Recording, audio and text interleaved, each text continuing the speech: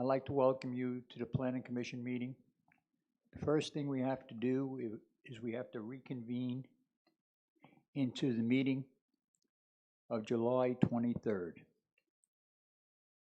So at this time, I want to reconvene the meeting of July 23rd, and I'll ask for a motion to adjourn the July 23rd meeting.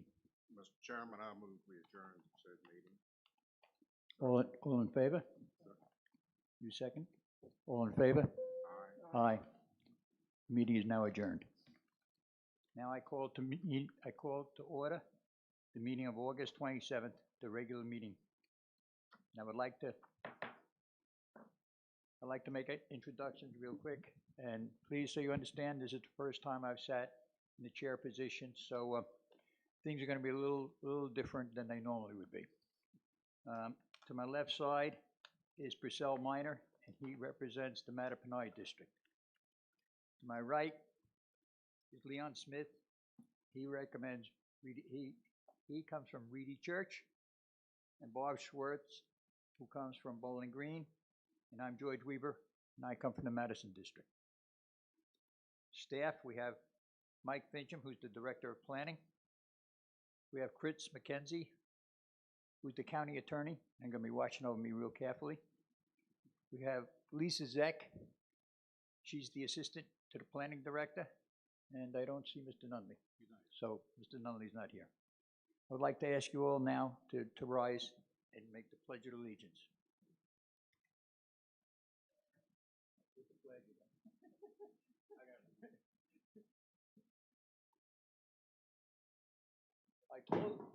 I told you it would be different.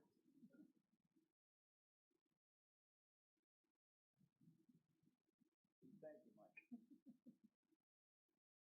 I pledge allegiance to the flag of the United States of America and to the republic for which it stands, one nation, under God, indivisible, and liberty and justice for all.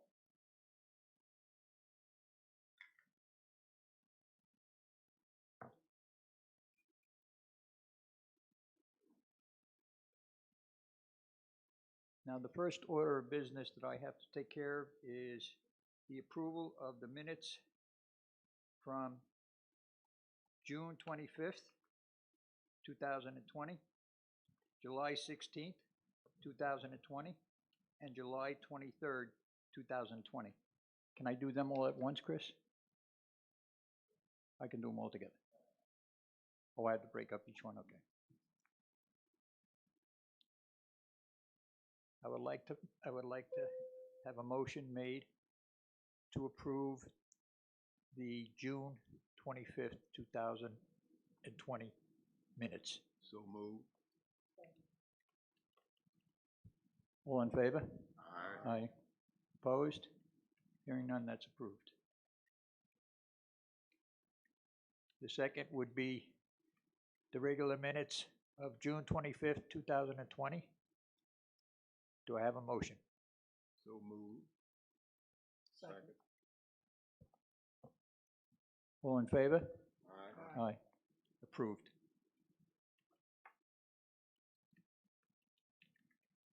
Third set of minutes is July 16th, 2020. Do I have a motion? So move. Second. Move second. All in favor? Aye. That's approved.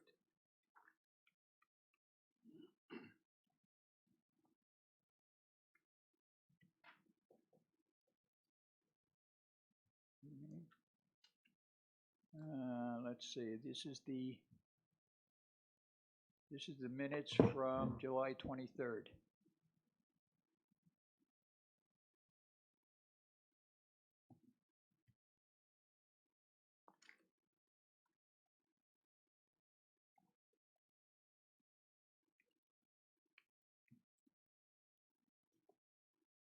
Can I hear a motion to approve these minutes as submitted? So move. Second.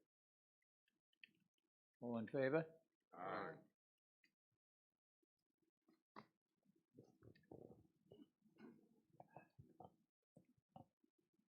Well, we moved along real quickly with that. Keep it moving. Roll right along, okay. The next item up is RZ 04, 2020. It's the case Carmel Church Station. And it is located in the Mattaponi District. And I will ask for a staff report, if I may. Mr. Chairman, members of the board, for the benefit of the public that's present tonight, there are two rezoning applications concerning Carmel Church Station that involve two different issues. The first rezoning request, which will be the first public hearing, is a rezoning on the east side of Interstate 95 between 95 and Ruther Glen Road. The second rezoning, RZ 05-2020, is for an amendment to the development regulations, which would extend the site plan submission authority of the rezoning application. So I just wanted to clarify those two rezonings for the public in attendance tonight. Your first rezoning, RZ 04-2020, is a request for a rezoning from planned mixed-use development to M1 industrial on two tax parcels designated as 82-17A and 82-17B. Those two parcels are identified as Land Bay G in the Carmel Church Station development plan. The subject property contains approximately 79 acres and is located between Interstate 95 and Ruther Glen Road, north of the CSX right-of-way. The subject property is in the Mattaponi voting district. The 2030 comprehensive plan designates the area as being within the Carmel Church community plan as heavy industrial and office industrial.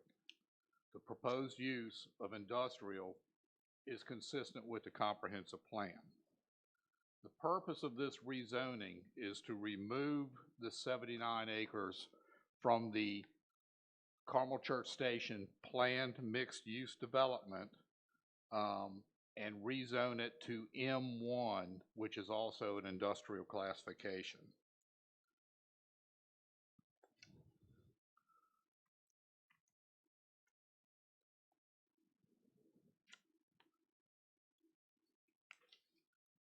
In June of 2010, the Board of Supervisors approved RZ 08-2009 that rezoned over 1,000 acres of land in the Carmel Church area to planned mixed-use development. The project, which was called Carmel Church Station, included a mix of residential, commercial, and industrial uses, and that document is included as Attachment 1 in the staff report. The majority of the acreage is located west of Interstate 95 and generally bounded by Route 207, 95, Route 1, and the Hanover County line. However, two parcels totaling 79 acres, which was dedicated to commercial and industrial development, was located on the east side of 95, physically separated from the bulk of the development. Development of this acreage under the PMUD zoning is capped at 500,000 square feet. Although adjustments to that acreage could be made under the PMUD zoning approval, subject to certain development standards and parameters within the regulations governing the Carmel Church Station project. The property in question is identified as Land Bay G in the GDP and phasing plan, which is included as Attachment 2 in your staff report. The county currently has a 600,000 square foot industrial distribution center as a prospect for the subject property. The size and immediacy of the prospect exceeds the ability to locate the prospect on the property in a timely manner, given the modifications that would be necessary under the Carmel Church Station development regulations, the time and number of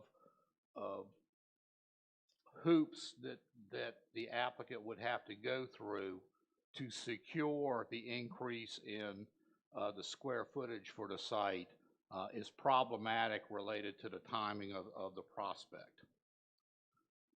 The alternative is to rezone the subject property to M1 industrial, which if approved would remove the 79 acres from the Carmel Church Station project, as well as the proffers and development regulations that go with that project. And the 79 acres would then be subject to the general zoning regulations as to uses and development standards of the M1 zoning district. The Board of Supervisors at its August 11th meeting authorized an expedited public hearing for this request owing to the potential development of the 600,000 square foot warehouse and distribution facility and the need to address the timing of that potential applicant. The comprehensive plan identifies the area as heavy industrial and office development within the community plan, and the rezoning from PMD to M1 would still be consistent with the comprehensive plan. No proffers have been submitted with the rezoning request at this time. There are a number of uses in the M1 district that the county may not deem desirable at this location, and it's something that you may want to discuss or identify for the Board of Supervisors prior to their public hearing. The county also stands to lose several potential beneficial proffers available to it under the present PMUD zoning, which are highlighted in yellow in the RZ 08-2009 proffer statement in attachment 1. Specifically, under utilities on page 6, the loops and proffer statement states that interconnections of water lines and installation of pumping stations and other elements of connections to the county utilities which meet the approval of the county public utility department shall be installed by the owner, applicant, or his agents at the owner's expense. However, I'd note that it's understood that the county is not obligated to extend utilities to this site, and for that site to be developed without a county commitment to do so, the applicant would or owner would still be responsible for that obligation. Under fiscal section on page 17 for road improvement proffer fees, there's a proffer for transportation improvements related to any development or any commercial and industrial development in the Carmel Church Station area of approximately 35 cents per square foot.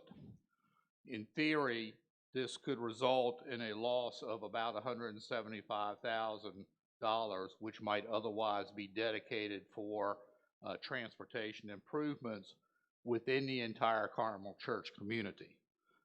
However, the amount and type of industrial development that may increase the additional tax revenues to the county may offset that loss of transportation revenue, again, depending on the amount and type of investment for that site. The Economic Development Director has provided his comments related to the elimination of these proffers from the Carmel Church Station site. And his comments are included as attachment 3.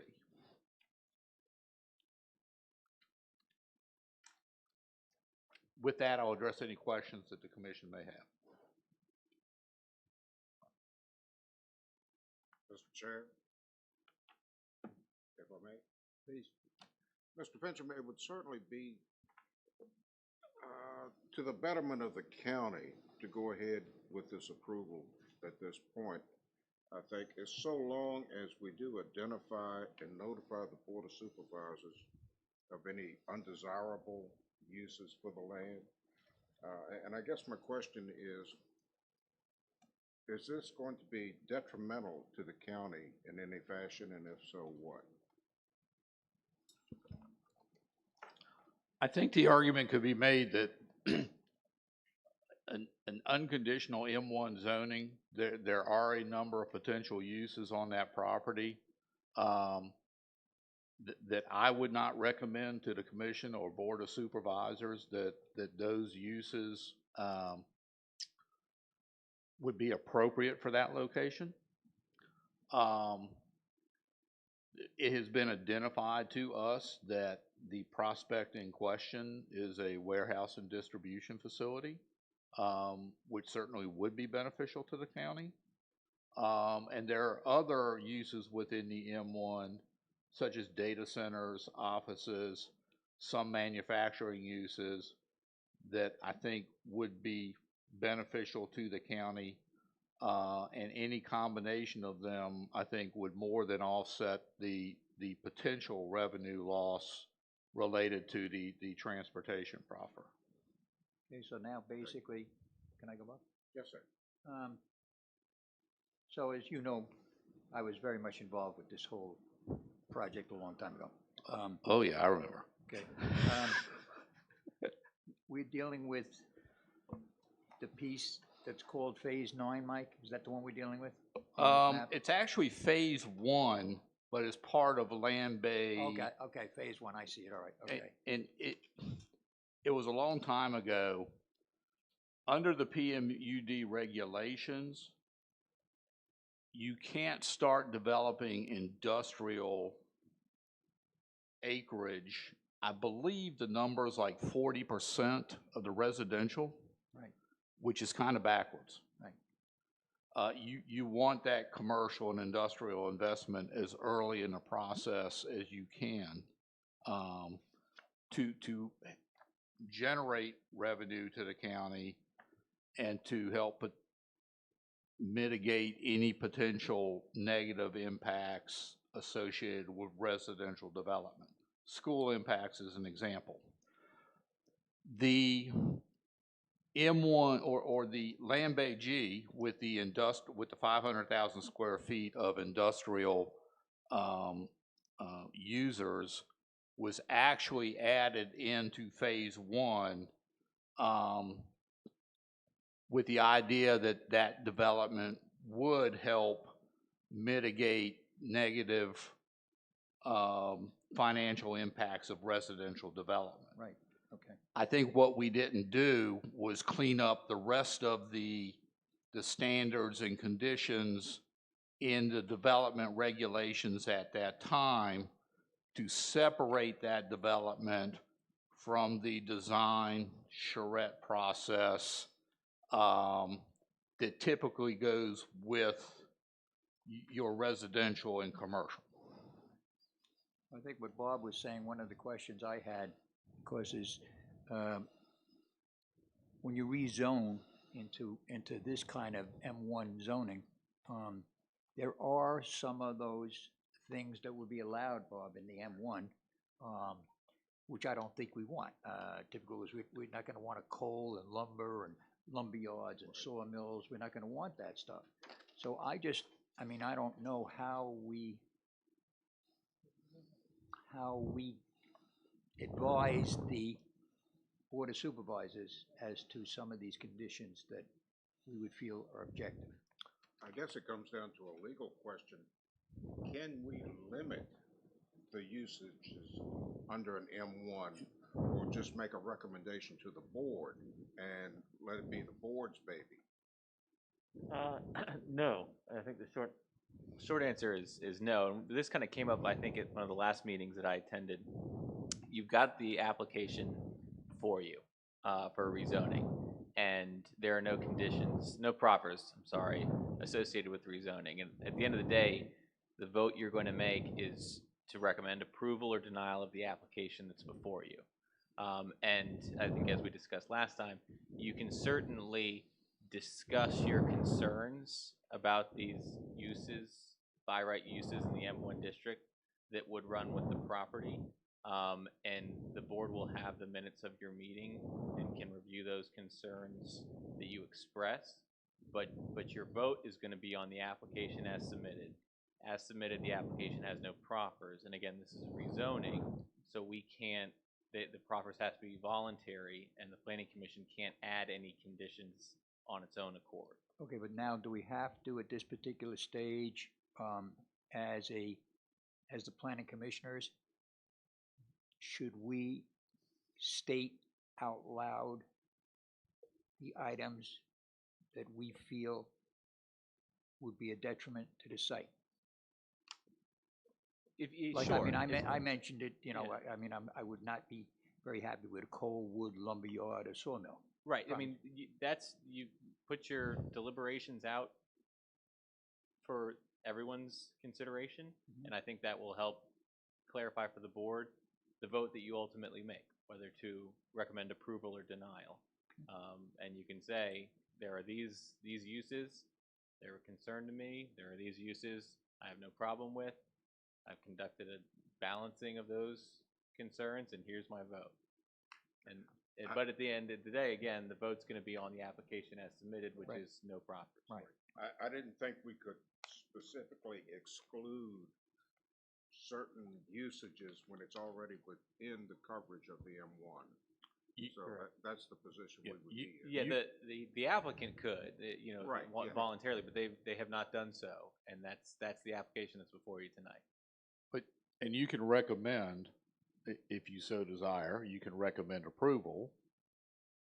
As Mr. McKenzie stated, you can identify your concerns for the record, any uses that you don't think are appropriate, or that concern you related to the rezoning of that parcel for the board's attention.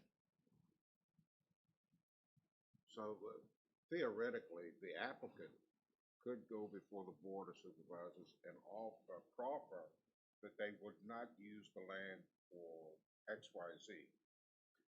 And it may be any and all of the issues that you identify, or at the same time, they could continue to the board with an unproffered rezoning, straight M1 with all of the uses otherwise allowed in that district.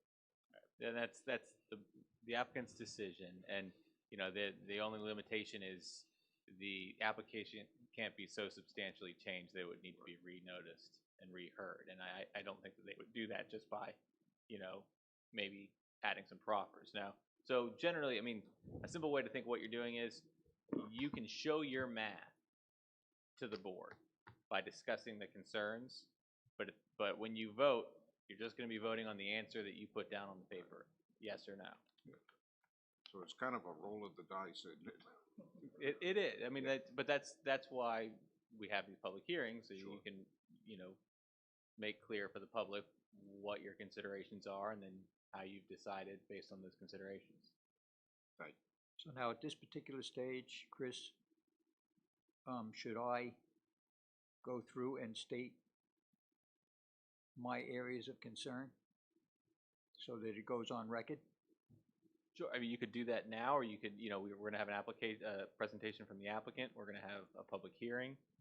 So you could state your concerns now, you could save them for after those things, you could do it both times, it's up to you. No, that's fine, I can wait. Like I said, I just don't want it to, well, you're right, when we handled the other one, where we had concerns, we put it on the record, and, I mean, the Board of Supervisors looked at what we said and said, yeah, I see what their concerns are. And that's, I guess, all we can do. I mean, we all agreed on the last one that it was definitely a application that warranted approval, but we did have concerns. And I think, I'm only speaking for myself, I feel the same way about this, you know, so, anyway. All right, should we open the public hearing, sir? Okay. All right, where's the applicant? The applicant like to come forward to talk about his application, please? Sorry, I told you guys it's gonna be a little rough around the edges, so. It's gonna be real rough here. I'm Rusty Foley.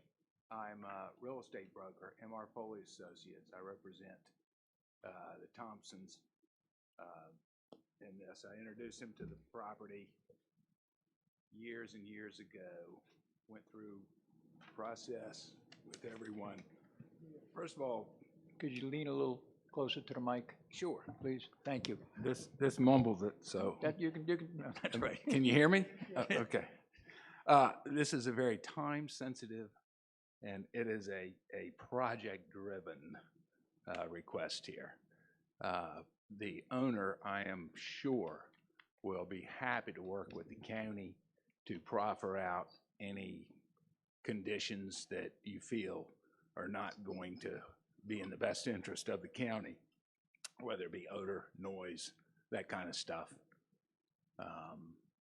I think you'll find, I think Mike's found that this group is very easy to work with. They love Caroline County and only want what is best for the county. They would not do anything intentionally to disrespect or hurt the county at any means whatsoever. So, Do the same two brothers still own the property? yes, sir. Thank you. But they've got LLCs, so this LLC, that Yeah, LLC. I'm just, thank you. Mhm. I'm sorry, sir, I did not get your last name. Foley. Foley. Thank Yes, you, sir. And I'm happy to answer any questions other than, and like I said, I think, and you may be the one, but could they submit their proffers to the Board of Supervisors meeting, having the Planning Commission meeting, expressing issues as far as what proffers they would like to see out of the application? Yeah, they would want to work with staff after this meeting if they had amendments they wanted to make to their application before the board meeting. Okay, I don't see that as an issue, but time is of the essence. Good. Good. Okay, thanks. Thank you. Thank you.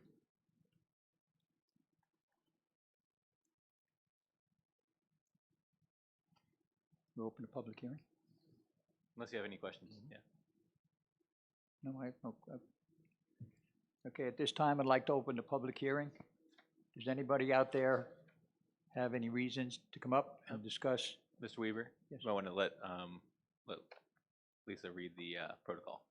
Oh, I'm sorry. Go ahead, Lisa, read the protocol. Thank you, Mr. Vice Chairman, members of the commission. The purpose of a public hearing is for the Caroline County Planning Commission to listen carefully to the verbal expression of position and opinion from the citizens of Caroline County. Public hearings are not question and answer sessions or debates, and all statements should be addressed to the chair. When members of the public offer comment, they need to clearly state their name and address prior to making their comments. Applicants or representatives of the applicant will be allowed 15 minutes at a minimum as determined by the Planning Commission to introduce information regarding the matter advertised for public hearing. All comments are to be pertinent to the issue being considered. Persons speaking at public hearings are respectfully requested to keep comments brief, not to exceed 3 minutes, and to address only those issues pertinent to the matters advertised for public hearing. After the public hearing has been closed, the applicant or representatives of the applicant will be allowed 10 minutes to address any issues identified by the public. Now, sir, may I open the public hearing? You just use the gavel. I'd like to open the public hearing on this application. Anyone have anything that they wish to say or speak to? Please come up and give us your information.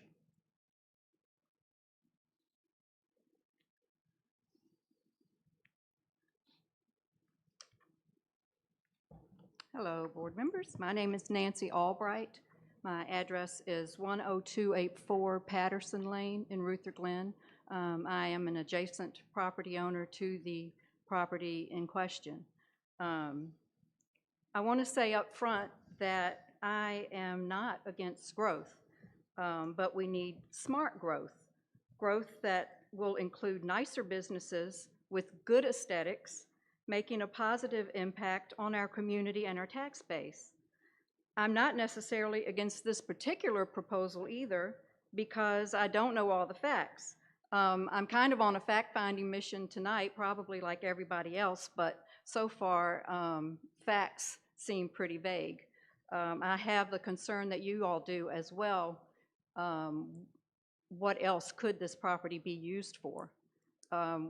we need to remember that things are usually presented here as great and wonderful for the county, and I hope that they are. But all too often, what is presented here to our county leaders and what actually comes to fruition are two completely different things. One of my main concerns is how much additional truck traffic will be brought by this distribution center. This is a very residential area of the county. Although the truck stops are close by, it's still completely residential all around it. This land may soon hold the M1 industrial designation, but most of the surrounding property is residential, and I hope that's what you will keep in mind when you're making this decision. With all due respect to VDOT, there was one problem after another when the truck stops were built.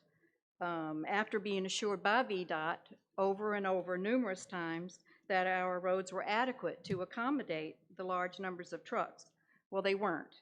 And it took many, many years, maybe 20, to finally get something which is something close to adequate now. So without proper action by VDOT up front, any increase in the truck traffic on this small country road will only lead to daily disruptions to all of the residents' lives and safety, not to mention the potential problem of placing their property values in jeopardy. I know that industrial designation would supposedly increase our values, but our land is residential, and I can't see many people rushing to buy a home with a truck stop on one side of you and what were they calling it, an industrial warehouse distribution center on the other side. So I'm hoping you will keep this in mind, that there's mostly residential areas surrounding this one area, and that adequate buffers would be put in place if this is approved. But without due diligence by VDOT, our safety of all of us is going to be compromised. Thank you. Thank you.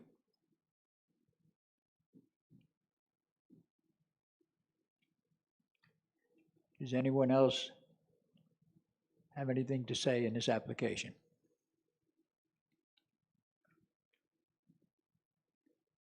Does anyone else have anything to say in reference to this application?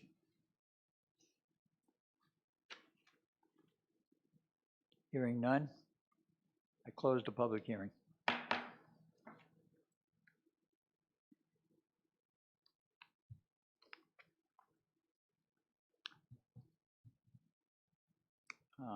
Can I ask the applicant to come back up? Yeah. Mr. Applicant, can you come back up? Because I'd like you to answer one of the questions that Ms. Mr. Albright Yeah. brought forward. And the applicant is entitled up to 10 minutes of rebuttal if he wants to. No, this is not, I don't think this is a rebuttal question, because. Yes, sir. But what I was interested in was, Mrs. Albright was talking about the truck traffic and the roadways that are there, okay? Do we have any guesstimate as to how many trucks will go in and out of this place, or what kind of increase in traffic would take place in this residential area? I do not have knowledge of that. However, I'm sure the applicant or the prospect could provide those numbers. And Michael, can we get that kind of information? Yes, sir. Actually, a traffic impact analysis would be required for any use of that property. So when a prospect comes to the county with a development application, a TIA will be required to assess the traffic impacts related to that use. If it ends up being more than one use, 2 or 3 uses, the traffic impacts analysis would be cumulative relative to each one of those uses. So TIA 2 is going to build on TIA 1, TIA 3 is going to build on TIAs 1 and 2. So that would not speak to, for example, 4-laning a road, okay? Right. But it would speak to maintaining the level of service that's identified in, for that road, as well as any impacts or required improvements related to the construction and the use itself. Thank you.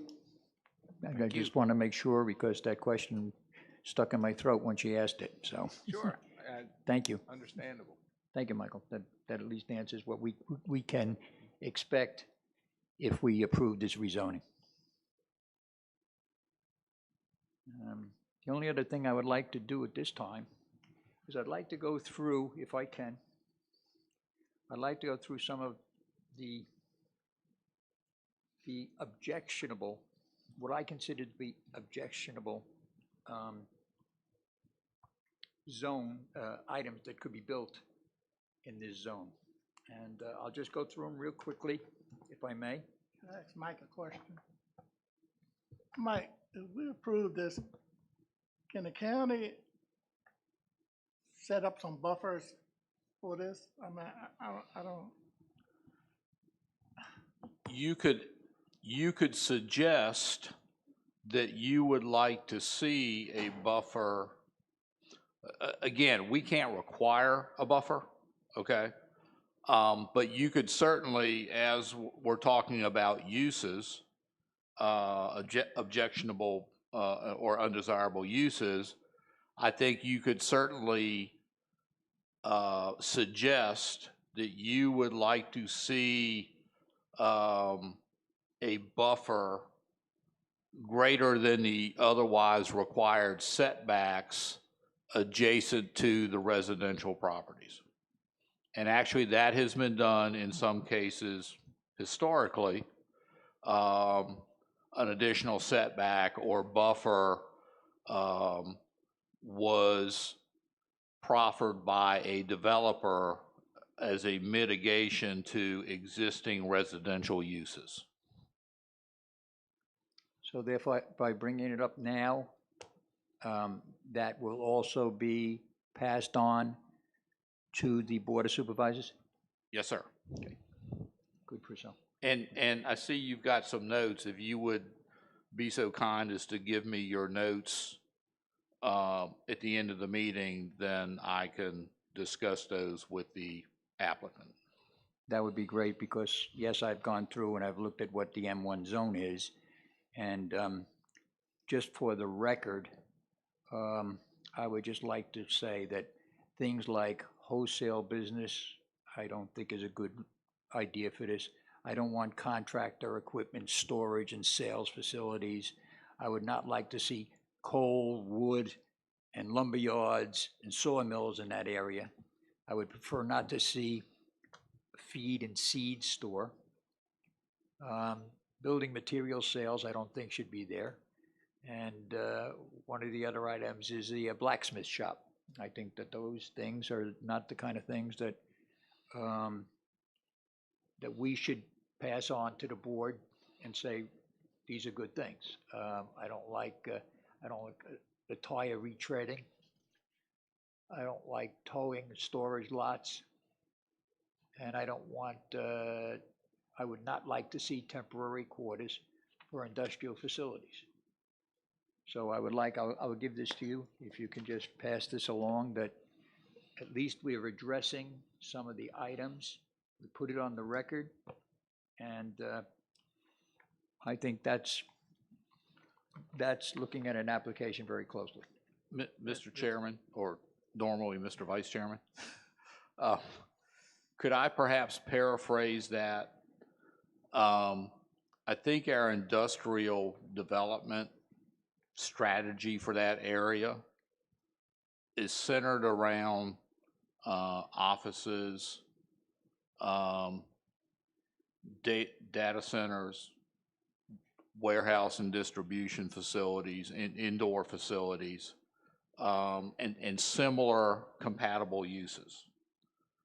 Would it be, some of the uses in the M1, I think that you referenced, for example, were actually special exception uses that, I don't want to speak for the board, but I don't know that they would support those uses anyway. Right.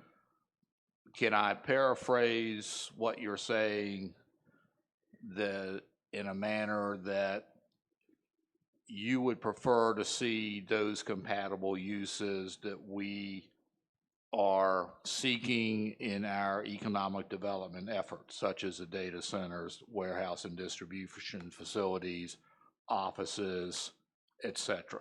So basically, what you're saying is, you would like to paraphrase it by saying, these are the things that we would like.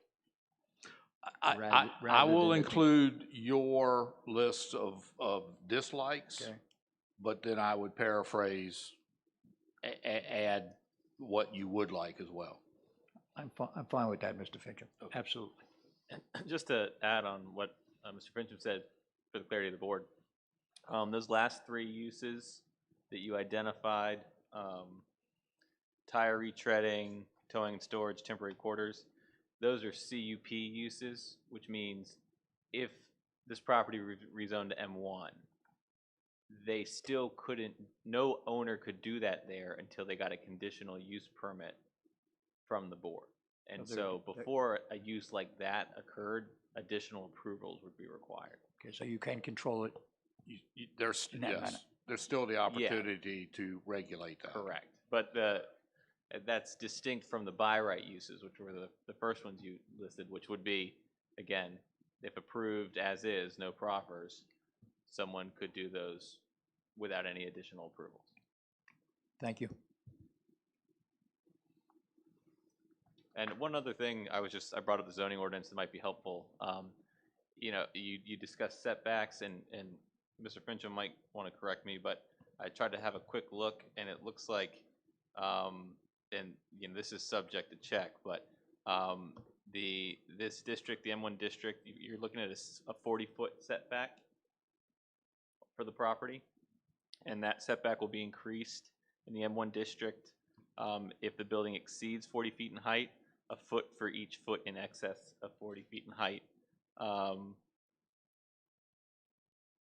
to increase the setback. Just for height. to give you a feel of what we discussed buffers recently, to give you a feel of what the current requirements are. You've got a 40-foot setback requirement under the existing zoning. Well, I think what was brought up, especially against the residential zone,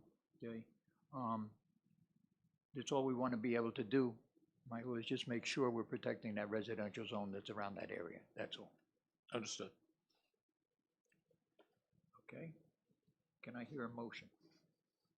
Mr. Chairman, I'd like to make a motion.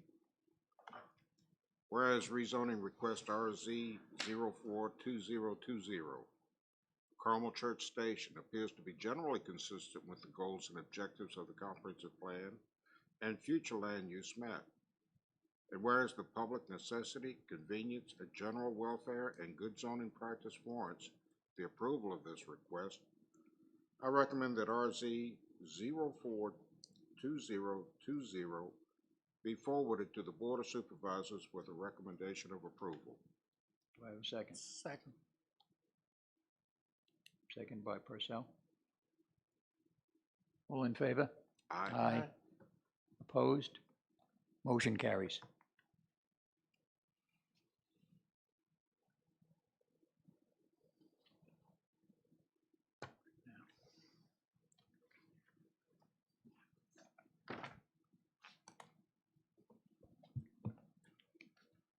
Michael, do you want to go over the RZ 05-220, Yes, sir. please? Mr. Chairman, your next public hearing, RZ 05-2020 Carmel Church Station. The purpose of rezoning is to amend the Carmel Church Station development regulations previously approved with RZ 08-2019, dated July 10th, 2010, to modify Article 3.7, Administration, to extend the time frame for which a site plan for development of a project may be submitted. In June 2010, the Board of Supervisors approved RZ 08-2019 to rezone over 1,000 acres of land to planned mixed-use development. The project, again, Carmel Church Station, included a mix of residential, commercial, and industrial development. Article 11, Division 1, Section 3.4 of the Caroline County Zoning Ordinance states, on application for planned development districts, the Board of Supervisors shall proceed in general as provided for other rezoning applications. The Board of Supervisors may approve the application in accordance with the PD and general regulations, or may include specific regulations as provided in Section 3.3 of the ordinance as recommended by the Commission, or it may deny the application. That's a general procedure for approving a planned development zoning amendment. All terms, conditions, safeguards, and stipulations made at the time of the rezoning to planned development status, including the approval of the development plan with or without specified modifications, shall be binding upon the applicant and any successors in interest. Deviations from the approved plans or failure to comply with any requirements, conditions, or safeguards shall constitute a violation of these zoning regulations. The regulations further state the granting of the planned development rezoning and the approval of the development with or without specified modifications shall not constitute the recording of a plat, nor shall it authorize the issuance of building permits. Such application shall be undertaken only after the approval of the site plan and recording of the subdivision plat. I simply read that into the record, and it's in the staff report. That's the section of under the plan development regulations for processing the rezoning application or any specific modifications to the regulations.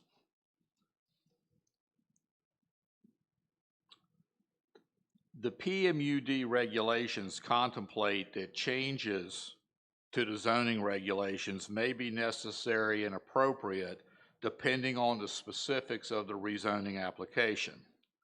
The development regulations approved with RZ 08-2009 included all of the modifications to the PMUD regulations approved by the Board of Supervisors. So when the board approved RZ 08-2009, it specifically adopted modifications to the plan development regulations contained in the ordinance. And those were adopted as part of the development regulations for Carmel Church Station. Article 3.7 of the development regulation states, notwithstanding any other provision of Article 15, Section 14 of the zoning ordinance, 2 permitted extensions of time allowed under Section 5E of Division 1, Article 11 of the zoning ordinance are hereby granted, such that the first site plan for the property shall be submitted within 3 years after the date of the zoning approval of the property pursuant to the zoning application. The original Section 5E of the PMUD regulations allowed the board a 1-year approval and then 2 subsequent 1-year approvals for a total of 3 years. When the PMUD zoning was adopted with the amended regulations, it automatically granted those extra 2 1-year extensions for a 3-year approval to file a site plan. No site plan was ever filed during that 3-year time limit. So that filing provision for a site plan, in effect, is now void. And an applicant cannot submit a site plan for any application related to Carmel Church Station without an amendment to the site plan filing provision, which is what the applicant is requesting with this application.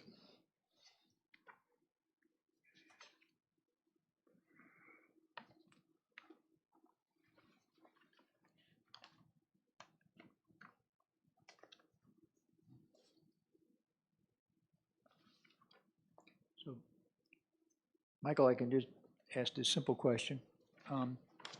So basically, what we're dealing with here is just a modification in the time element that was originally established when we did the PMUD. Yes, sir. Right now, the applicant couldn't file a site plan tomorrow if he wanted to. Right. So if he had which quite frankly is part of the issue related to the last rezone, to RZ04. We have a prospect, we have zoning in place, but a site plan can't be filed because the 3 years has long since passed. Right. And there is no authority for the applicant to file a site plan for a use, even if we wanted to. So the issue is the necessity of amending those previously approved development regulations related to the filing of the site plan to re-establish the authority for a site plan to be submitted for that project.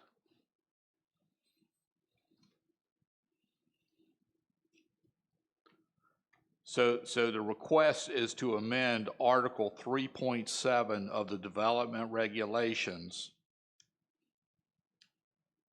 to allow site plans to be filed again. But just for that area of land, that's what I'm concerned about. Just for the Carmel Church Station. This would not now apply to the 79 acres that,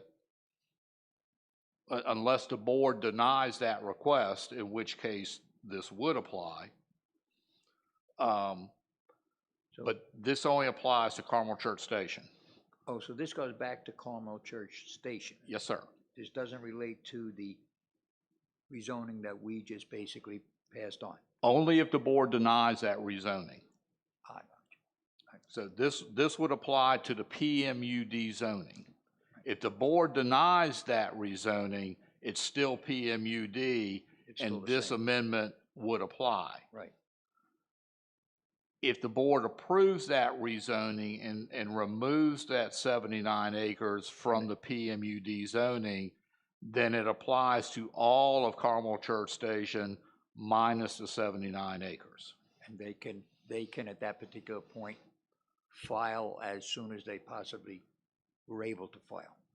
Subject to all of the other Restrictions. PMUD requirements related to the zoning that have to be met. If you recall, again, we've got the design charrette, we've got design standards for the entire project. That's not going to result in an application next week.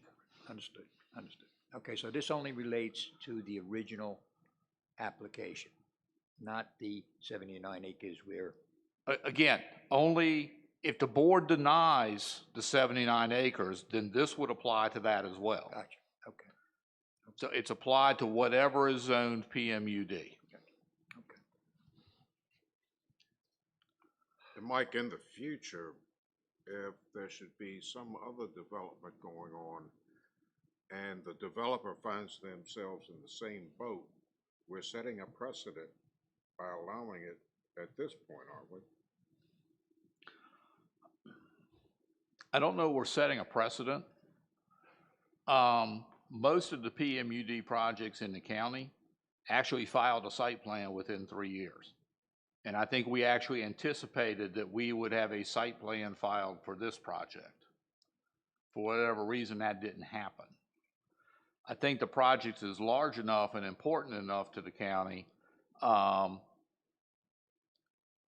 there's enough interest in that project that we want to facilitate the filing of a site plan at the appropriate time. This language was actually detrimental to the 79 acres that we just discussed Right. because we have a prospect and they couldn't file a site plan. And I agree with you wholeheartedly, but if we put it on record here that we've done it on this occasion, we potentially would have to do it again in the future should a similar situation arise elsewhere. Actually, zoning stands on its own. Each zoning case stands on its own merits. So because you take an action here is not justification for a request for you to take an action on another zoning matter. It's case by case basis. So I don't think you're setting a precedent here. Okay.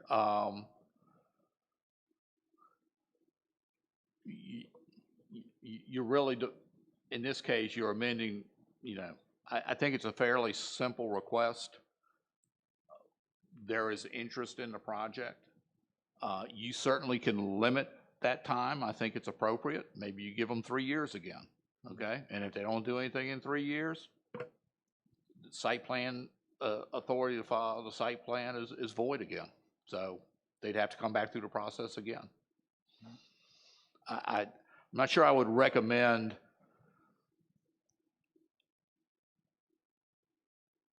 granting site plan authority in perpetuity. Understood. I think we want to make sure that efforts are made to go forward in a timely manner. All right, does the applicant have anything to add to this conversation?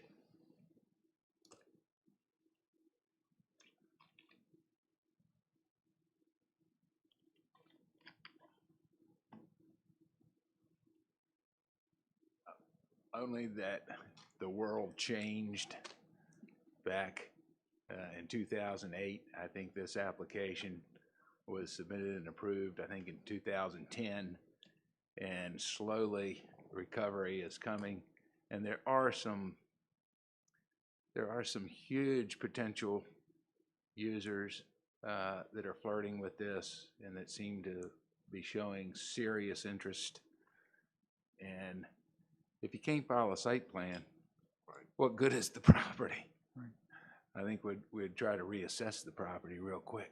But anyway, I think the owners are actively pushing this project. I mean, we went to, and Nancy knows, you were part of the community development or the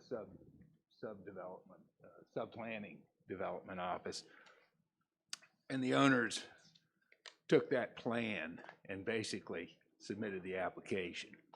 That when it went before the Board of Supervisors, there were zero opposition. No one spoke against it. First time that's happened, we were told, ever. These guys are conscientious. They're very motivated, and they've got some very good prospects on the hook. Good. I wish you a lot of luck, you know that. Yes, sir. All right, to open the public hearing, Mr. Attorney, to open the public hearing now. I would now like to open the public hearing in reference to RZ 05-2020. Anybody else have something they wish to discuss in reference to this application?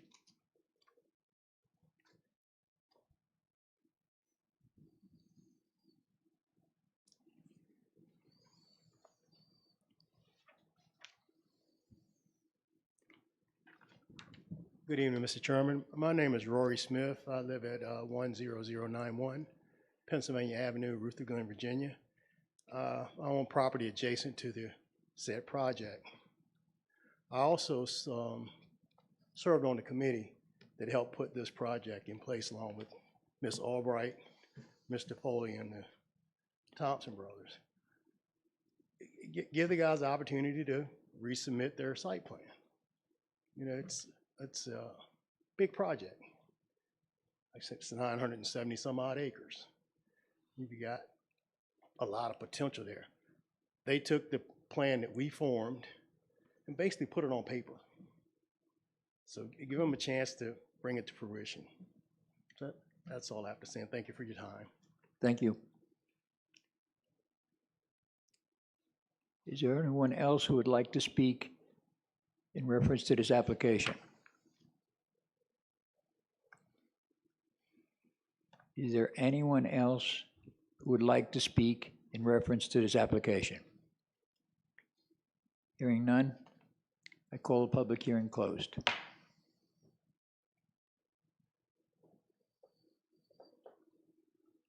Mr. Chairman, you Yes, sir. have some suggested language on page 3 for your consideration,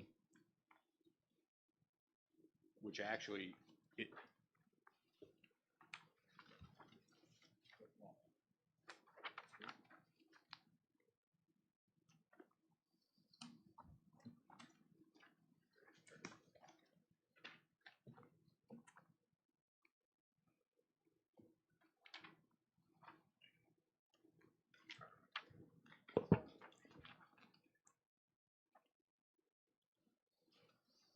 you have some language after the statement. I said the commission may consider placing a time limit on the filing of the site plan, which is actually consistent with the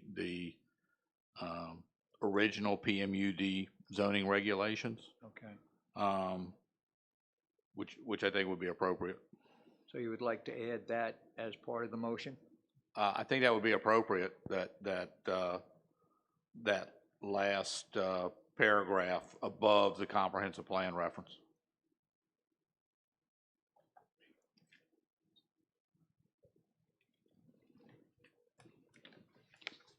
Can I have a motion, please? Need to read this into the record. Yeah, well, he wants the commission may consider, Notwithstanding any other provision of Article 15, Section 14 of the zoning ordinance, on page 3. you want the part that says the commission may also consider placing a time? That's what you want, Michael? No, I would just go to the next paragraph that says notwithstanding. Notwithstanding? Okay. Right. I think it's appropriate to have a time limit. Okay, Again, the original zoning ordinance was 3 years. Right. In 1-year increments. Right. The modified Article 3.7 was 3 years from beginning to end. So it eliminated a 1-year increments. So that's the appropriate section to amend. Again, I think it is appropriate to have a time limit. You could keep it at 3 years, which is what the original amended Was, condition was. Mhm. I don't think it's really appropriate to be unlimited, so. So what you want to do is you want to approve this motion and include this notwithstanding. If you agree that there should be a time limit, then I think that paragraph is the appropriate statement to make. The applicant's requested language is above that, is a couple of Right. paragraphs above that, Right. which would just be a blanket granting of an extension. Okay, So understood. we'd be recommending with modifications, recommending approval with modifications, correct? I think that's appropriate, yes, sir. Just to clarify from a procedural standpoint, what to posture this, you would want to make a motion to either recommend approval or denial of the rezoning 05, whatever the number is, and use your standard language for that. If it's a motion to approve 05, you would say to revise Article 3.7 of the development regulations as follows, and then select whatever language you think is appropriate to change those regulations to.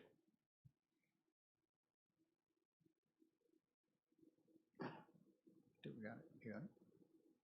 Mr. Vice Chair, I'd like to make a motion. Whereas rezoning request RZ 05-2020 for Carmel Church Station appears to be generally consistent with the goals and objectives of the comprehensive plan and future land use map. And whereas the public necessity, convenience, general welfare, and good zoning practices warrants the approval of this request, I recommend that RZ 05-2020 be forwarded to the Board of Supervisors with a recommendation of approval. I want to make sure I get the verbiage correct here.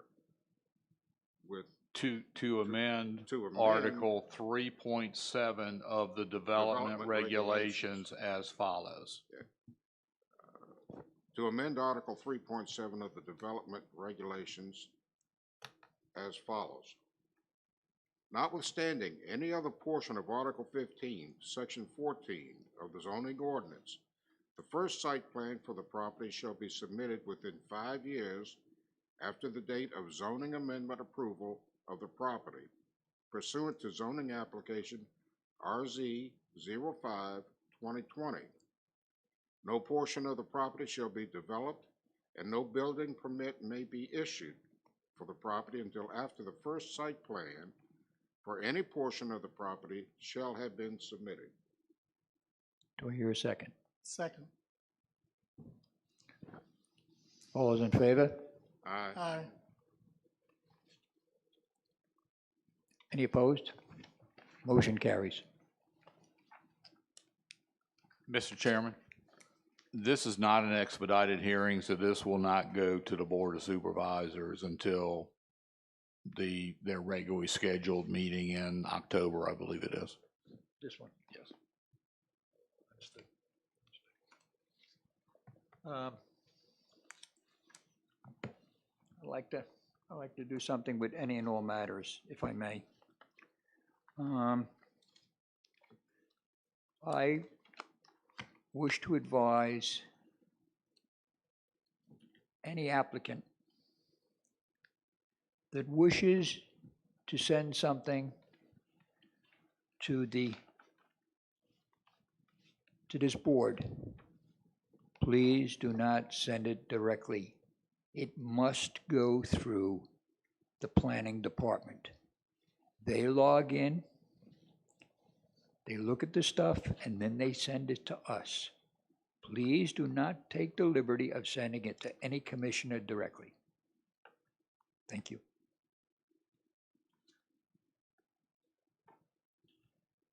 Anything else? Okay. All right. We're gonna close this now. Close this and reconvene the work session. Okay. Hmm? I need a motion for Cell to close this meeting. I move that we adjourn. Second. All in favor? Aye.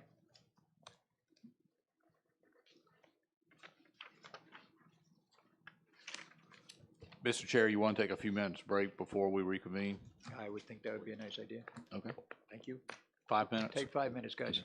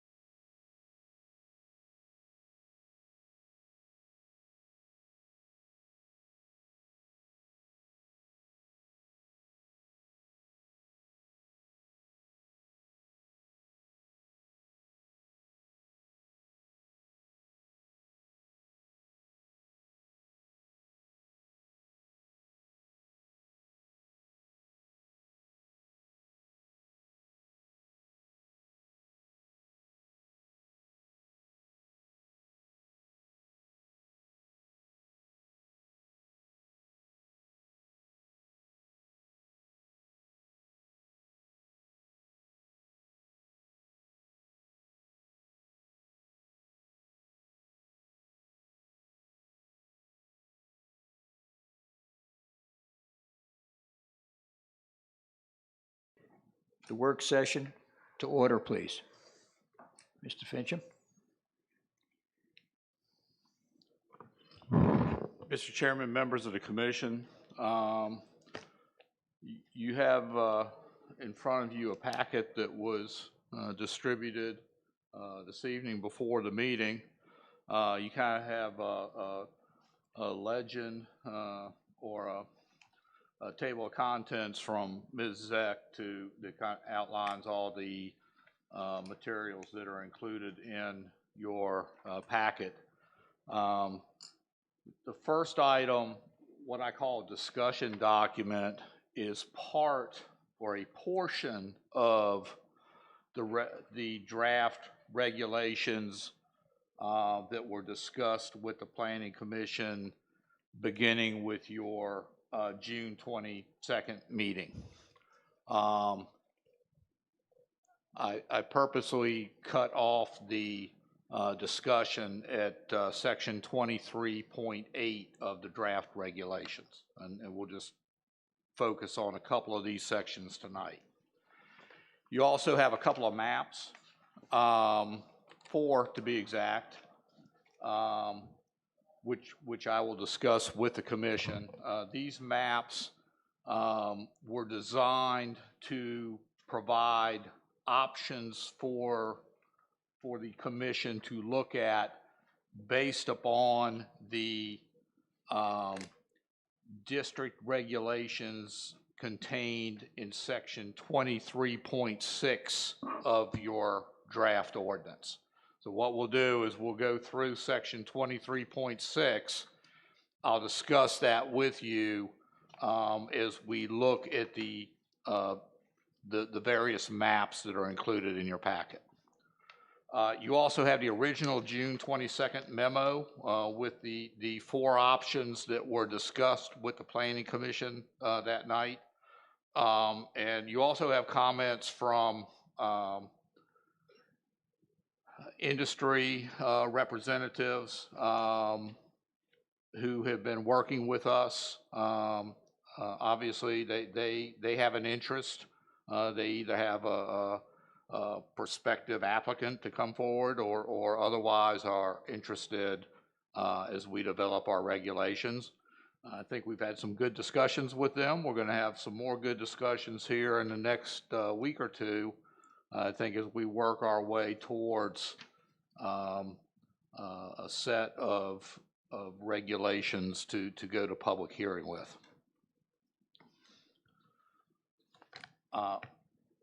Vivian, are you there?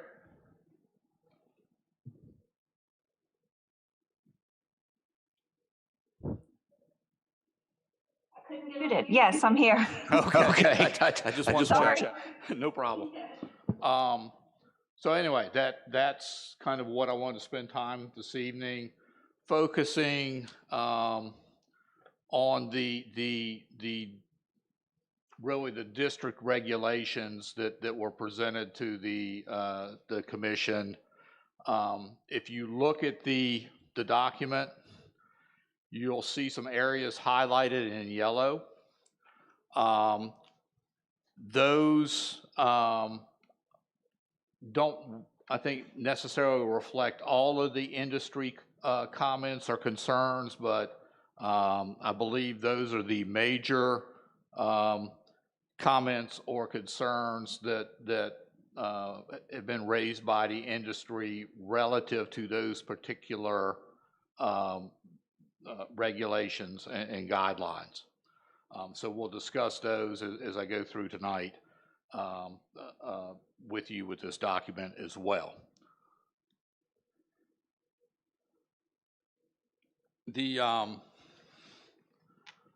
Let me start on page 2, 23.3, the district boundaries. One of the areas that we will discuss later when we look at the maps is the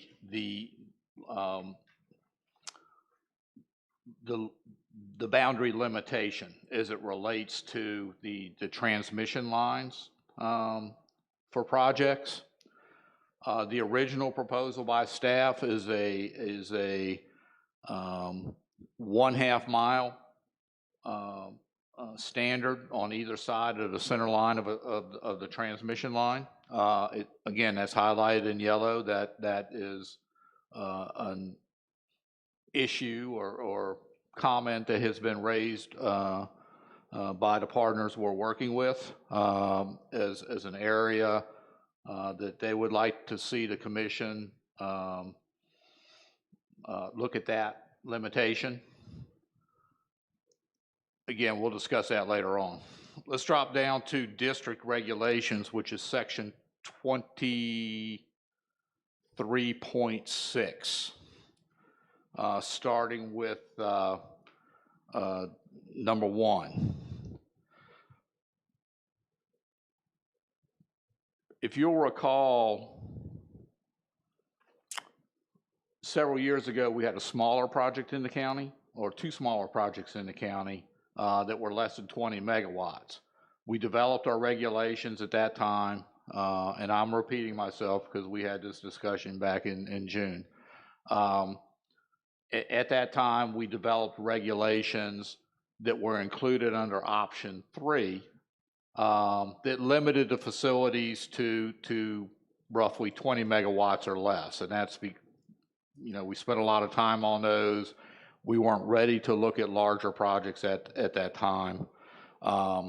So we developed what was in option 3 to address those projects 20 megawatts or less. I originally attempted to fold that into this set of regulations with the overlay district.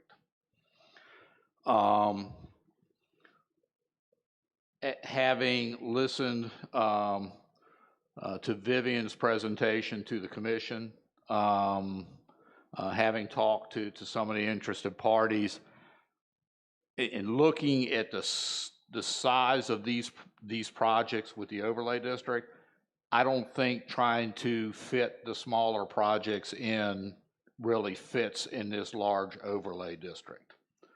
So I have struck the last, or it's my recommendation to the commission, I'm going to strike that last sentence.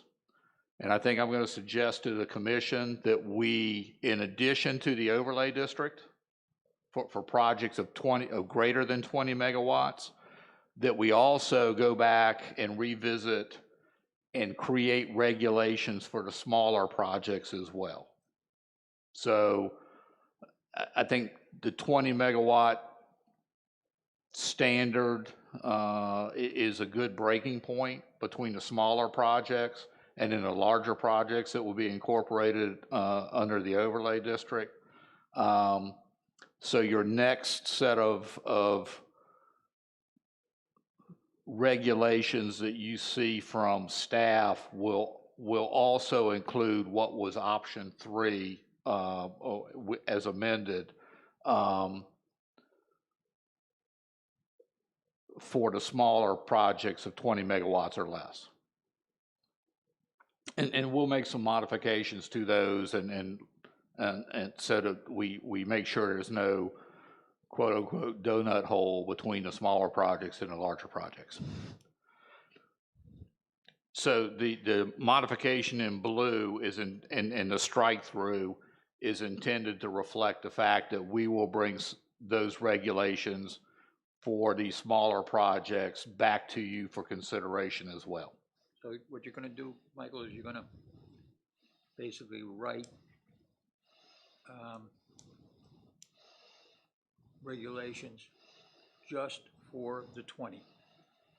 And bring them, yes, they would be a separate set of regulations, but we would deal with both sets of regulations when we go to public hearing. Thank you.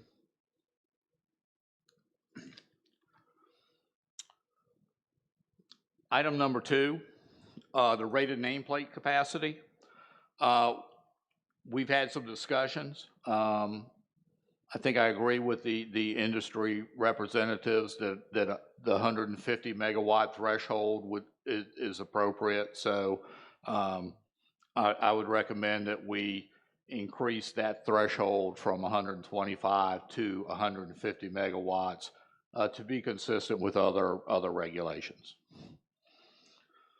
Number 3, the aggregate rated nameplate capacity.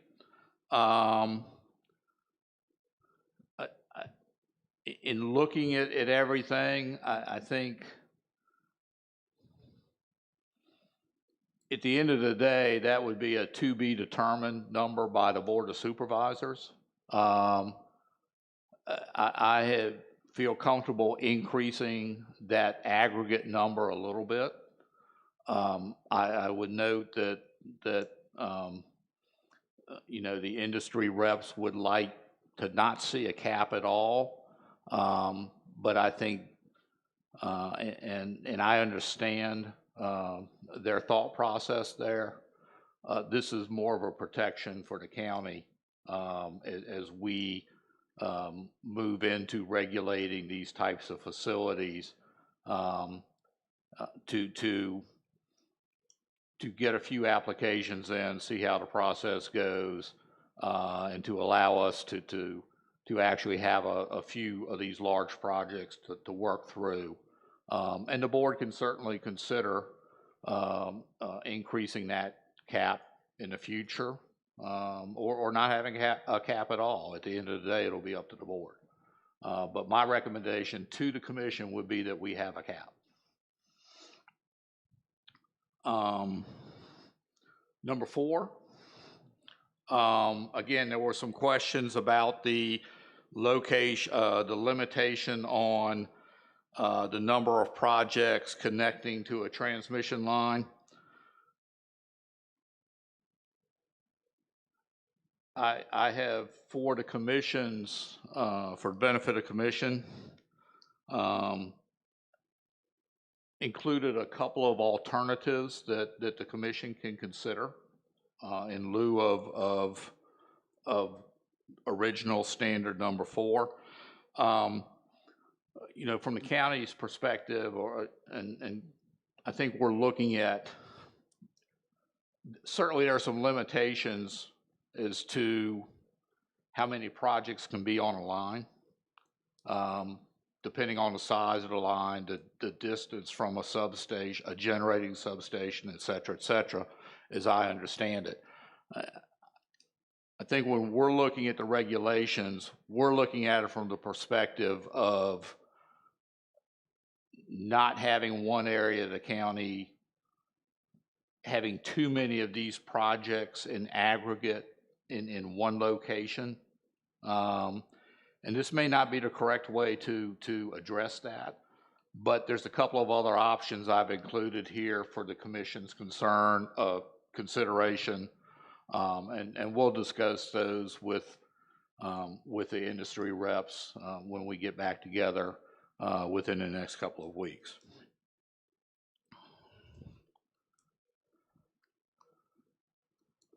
Well, I think, Michael, I think that the ones that are written in blue, if I read that correctly, I think it's difficult to establish a distance in feet from one location to another, okay, one facility to another. I do, however, like the fact that you're only going to allow one solar project within one district. I think that's more of a control. That's just, if I had my choice between, if you asked me which one would I take, I would take one, right? Rather than an actual distance. We can only put one in this district and one in that district, and one, at least we will have spread them out. Because, I mean, I think Bob brought it up the last time when we talked about it. We're concerned about these things just popping up all over the place and being too far away from the power lines, and so I just think something like that is, anyway, go ahead. Sorry, Michael, I didn't mean to interrupt.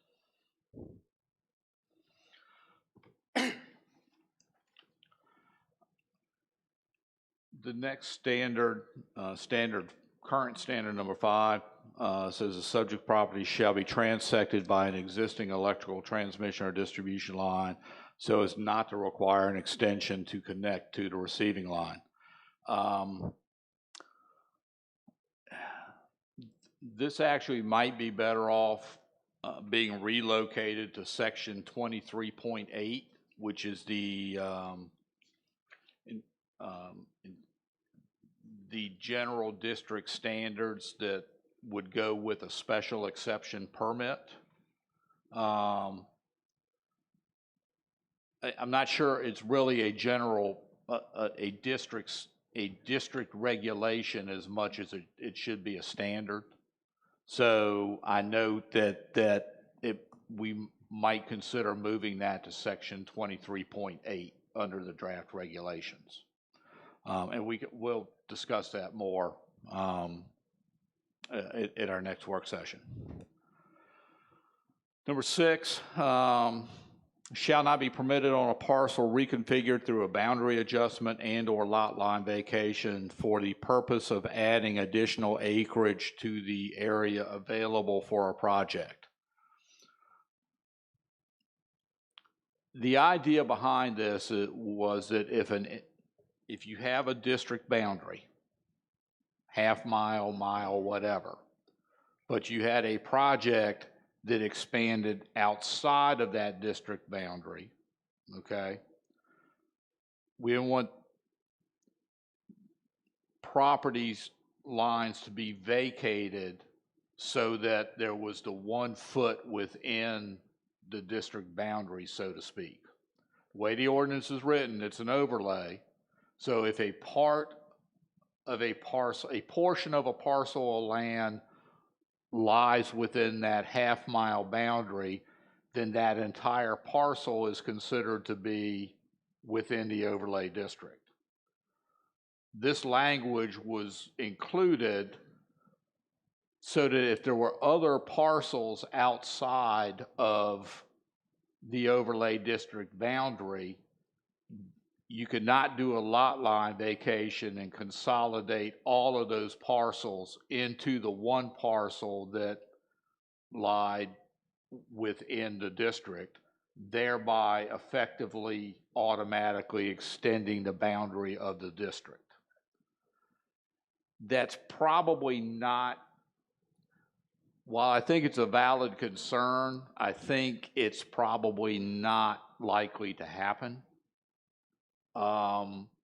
Given the complexity of the whole permitting and approval process, you're not going to see, I don't think you're going to see a prospective solar developer acquire property and then do a lot line vacation, not knowing whether that project's going to receive special exception permit approval or not. So certainly there are some properties that this standard in theory could apply to. They're not that many, and therefore the likelihood of that happening, I think, is minimal. So that's something that I think we can consider potentially getting rid of that standard. I'd like to ask one question on that, if you please, Mike. Yes, sir. Theoretically, if I own 1,000 acres of land, 100 acres of that lies in the overlay district. 900 acres does not. Yet a solar energy company acquires my 1,000 acres. By what you're suggesting, can they only put a solar collecting facility within that 100 acres, but not the remaining 9? My answer is it depends. And I'll show you in the maps later. That's a definite. But if they are separate parcels of record, then no, they could not automatically extend the solar project to the other 900 acres. Okay.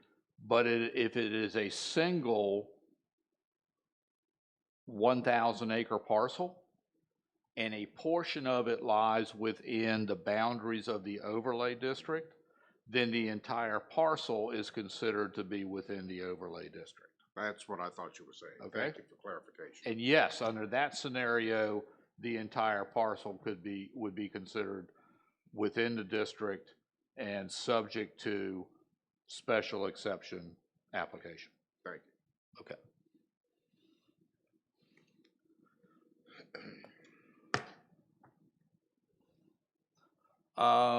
Number 7, shall comply with all applicable federal and state regulations.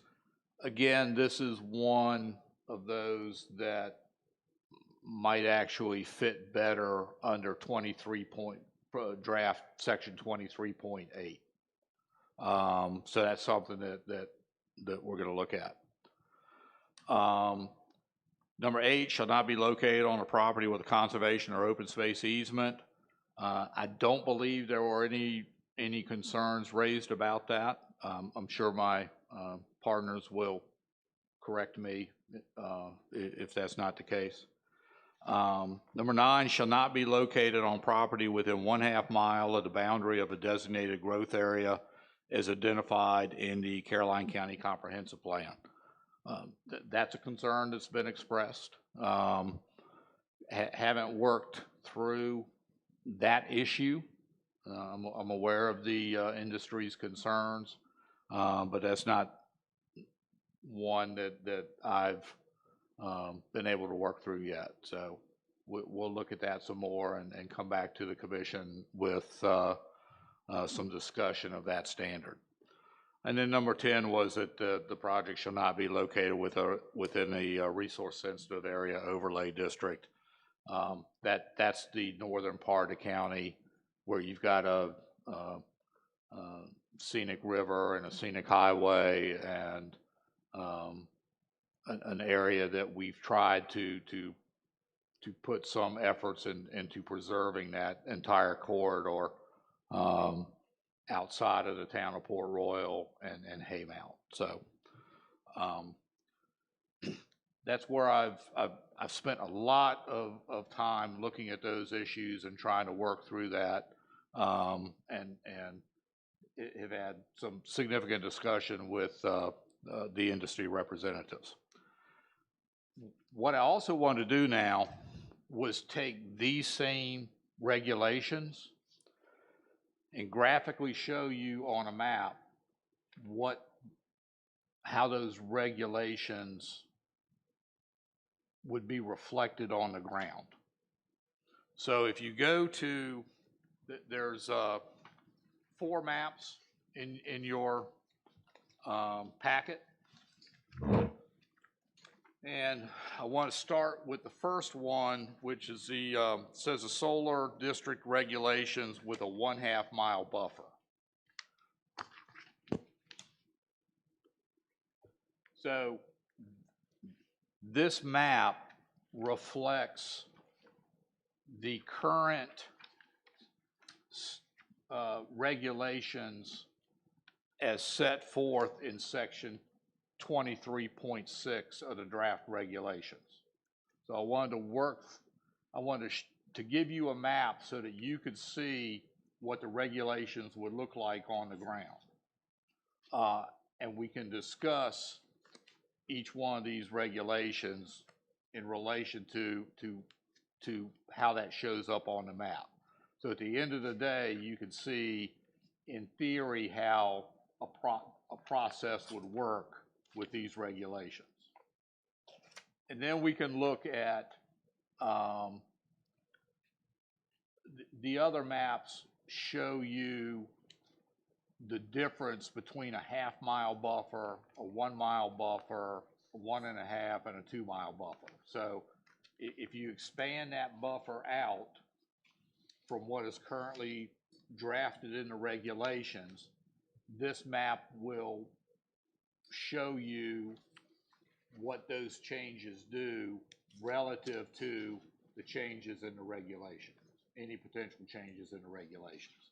And I thought that would be a good way of explaining and understanding 23.6.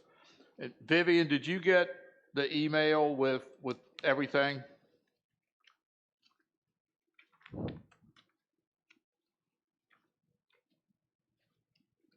Yeah, I got it. Okay, I'm thank- sorry, I'm not very fast on the unmuting, I apologize. No problem.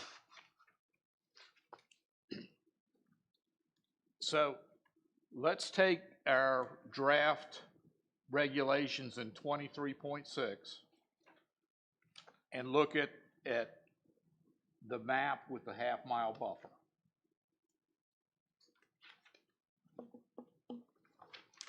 It should be the map with the blue properties identified.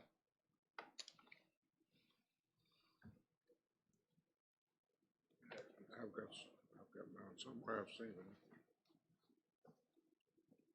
Guess I put them away somewhere.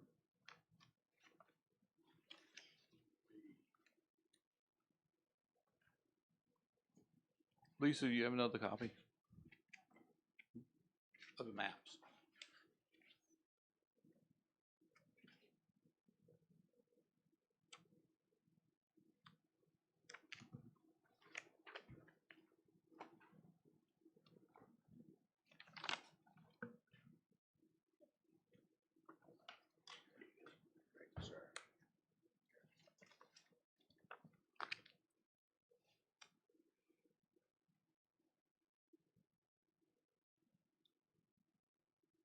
Okay, so if we look at the map,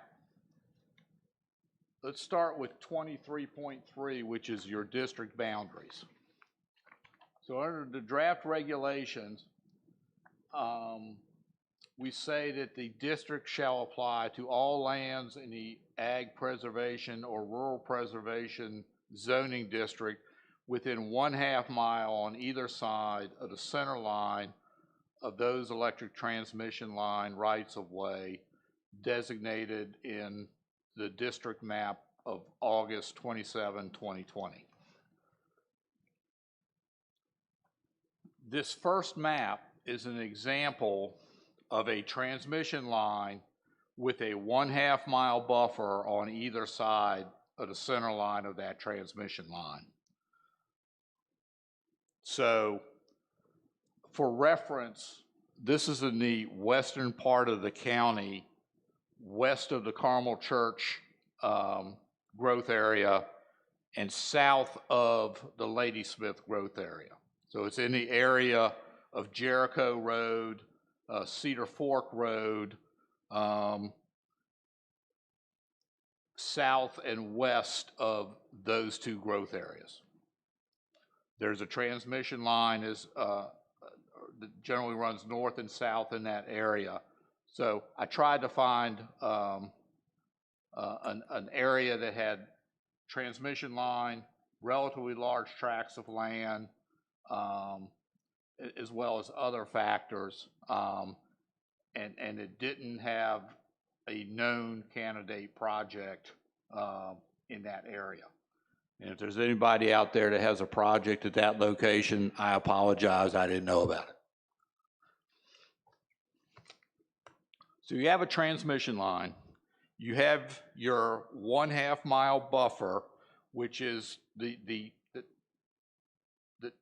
hashed area, okay?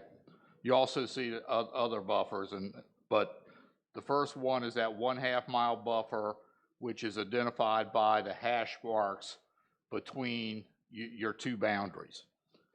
And the blue parcels are the parcels that would be included by the application of the overlay district boundaries.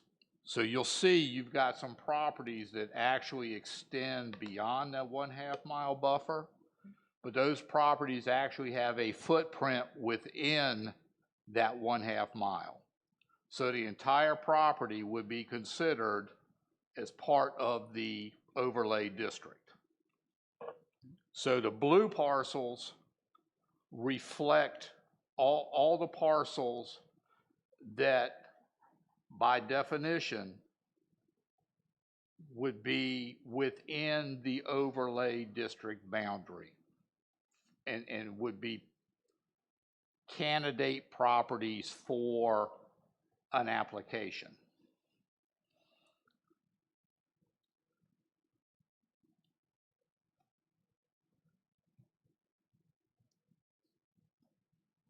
If you go to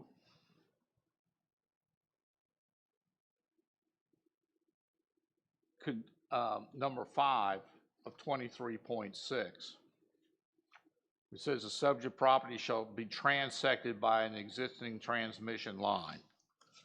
So under that standard, your collection of properties, at least one of those properties would have to be transected by this transmission line.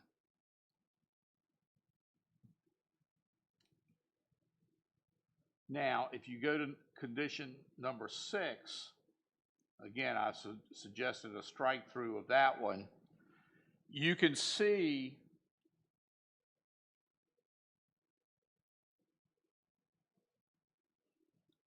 properties that are not shaded in blue outside of your overlay district. So that language in theory was written in there so that those properties, again, you could not do a boundary line adjustment and automatically include them in the district. You see a couple of properties in red up at the top of the page. The way the ordinance is written, if properties outside of the boundary, you could have an application that does include, Bob, properties outside of the overlay district boundary. Say we had a candidate project in red with a portion of their project outside of the boundary, of the overlay district boundary. Then in addition to the special exception for the overlay district itself, they could make application for a zoning amendment to include those properties within the boundary of the district. Okay? So if you had a project, we'll say 1,000 acres,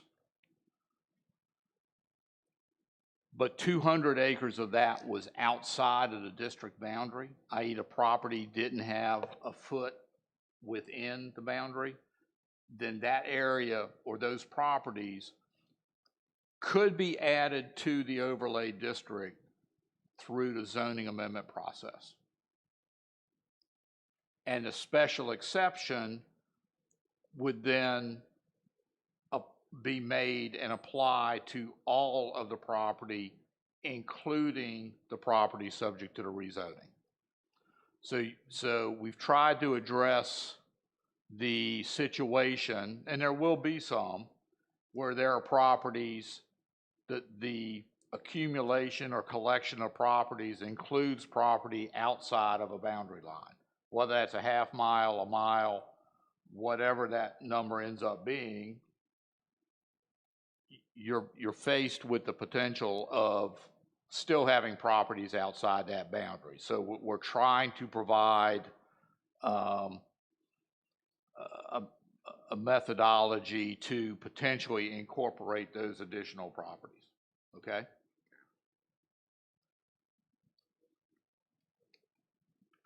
Drop down to condition 9 or paragraph 9, where the current ordinance says the project shall not be located on property within 1/2 mile of the boundary of a designated growth area as identified in the Caroline County Comprehensive Plan.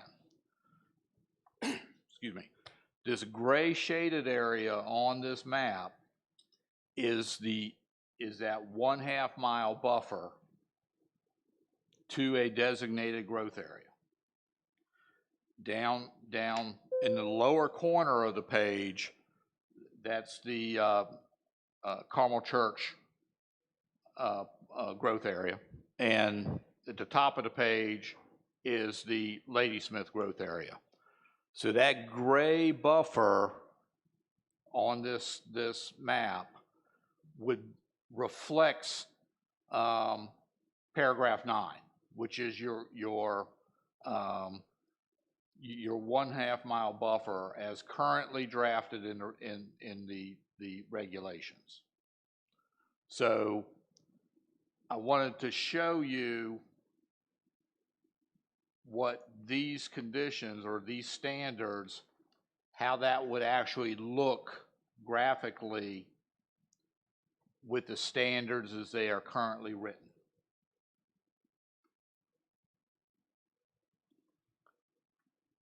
I've talked enough about that. Does anybody have any questions? Of course. Of course. All right, now, I mean, you got here, you know, your 1/2 mile buffer and your 1 mile buffer and your 1.5 mile buffer.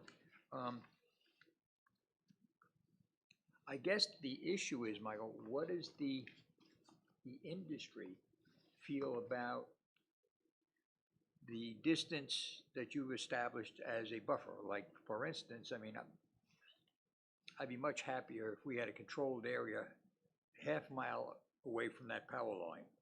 Then I would know what I have. Once I expand it to other areas, then I become concerned of, a prime example is, you know, a 2 mile buffer. Well, I mean, you can eat up any piece of land on this thing you possibly could use. So what, I mean, I understand that the industry standards have been marked in yellow where they have their concerns and they don't exactly agree with what you're proposing and so forth and so on. Now, in this particular case, and I felt the same way, and I've discussed it quite often, I like the control of the 1/2 mile buffer. Okay, now I can see exactly where that is, and I mean, I understand the gray, because that's the growth area, and you're blocking that out and say, you guys, you can't go near that. Now, is there a big pushback from the industry when it comes to the smaller buffer? I mean, I don't want to, Mike, you know, I'm not against solar energy, and I don't want to destroy anything that could be good for this county. But I also like the idea of a smaller area, which at a later time, you might expand. I mean, if this all works out and we're successful, and everybody says, gee, that's good, it's not bad, then you can always, but I guess I like to start out on the conservative side, and then, you know, expand a little bit as the time goes on. So that's all. Yeah.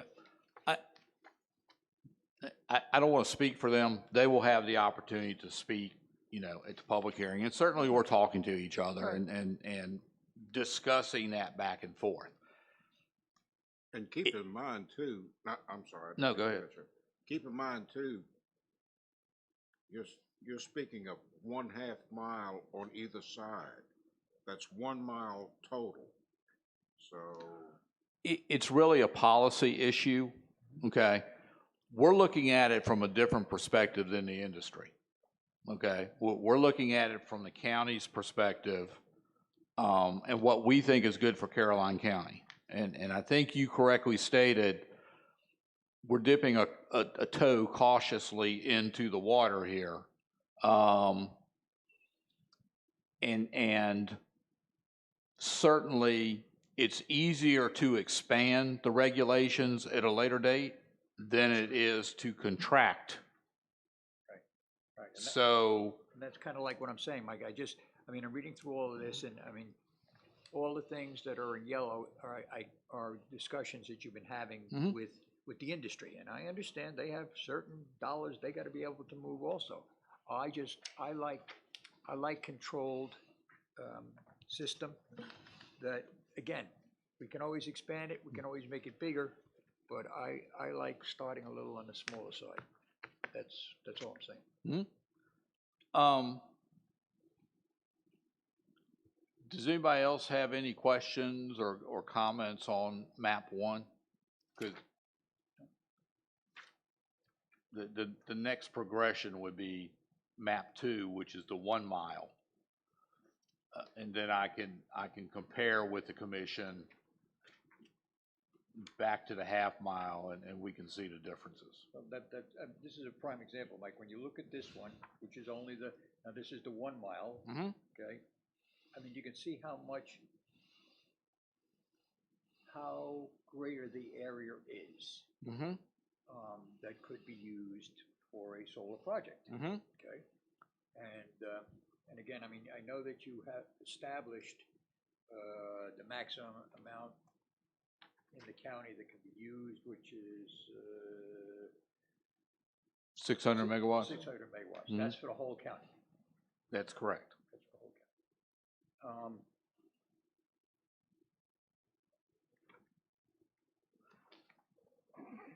county. In addition to the expansion of qualifying areas, I also wanted to show you, if you remember our acreage in map 1 that was outside of that boundary,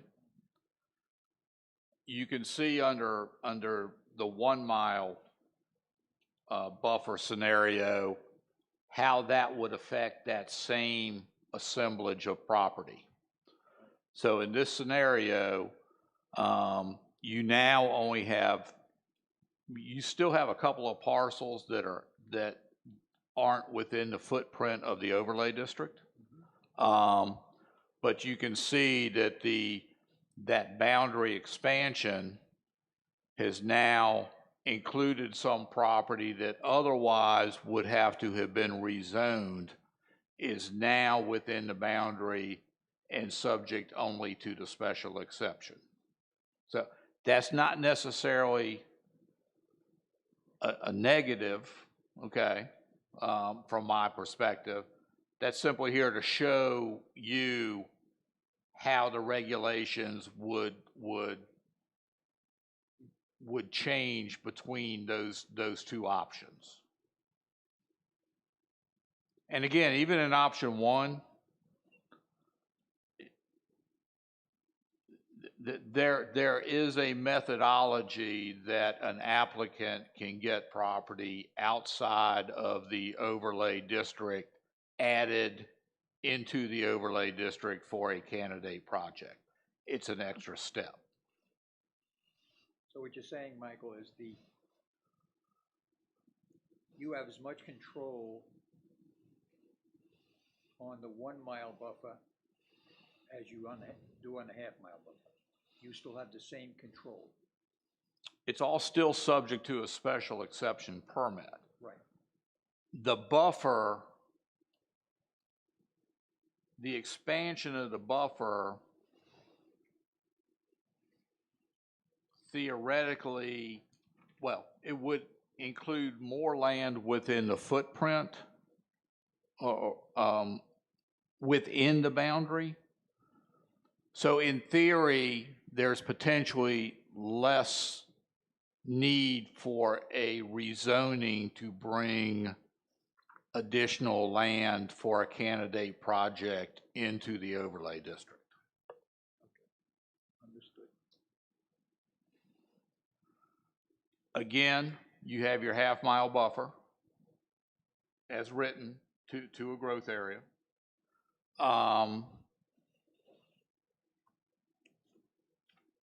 But really, this is just to show you we're starting with a half mile. If we consider expanding it to a mile,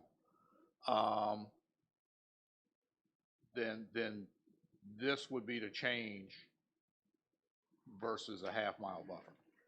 So that's really all this is intended to show with these standards, how that would look on the ground.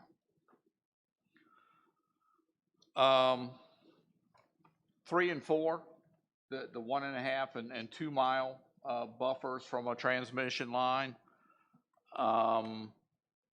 Again, that is simply there to graphically depict for the commission what that additional acreage would look like in terms of lands that would be that would then lie within the overlay district. Now, I think it's also important to remember, it's not necessarily an easy process for the industry to go out and assemble parcels of land for a project. Okay, certainly you may have a large tract of agricultural land that the landowner may not be interested in having a solar facility. So when they're out looking for candidate sites, looking for candidate properties, they have to work around the property, and they can identify the properties, but then they have to work around the property owners that may not want their property included in a solar development. So it's not necessarily going to be a perfect square or rectangle or circle. You're going to have to, it's more like a jigsaw puzzle in terms of getting your assemblages. And I'm sure you'll hear that during the public hearing process. Yes, sir.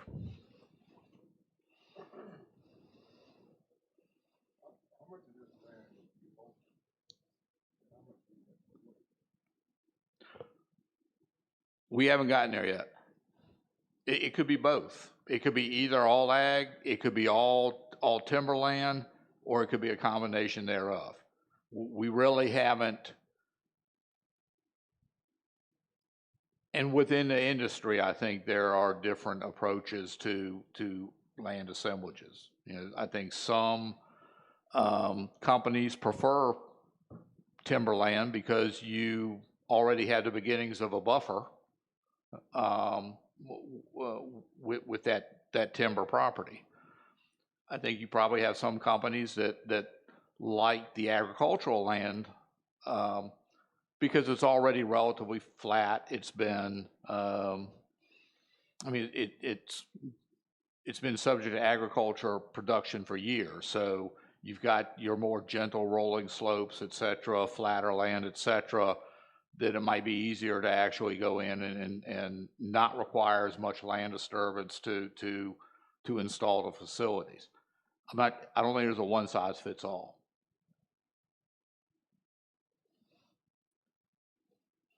But we'll discuss factors related to that later in terms of buffering, landscaping, et cetera, et cetera.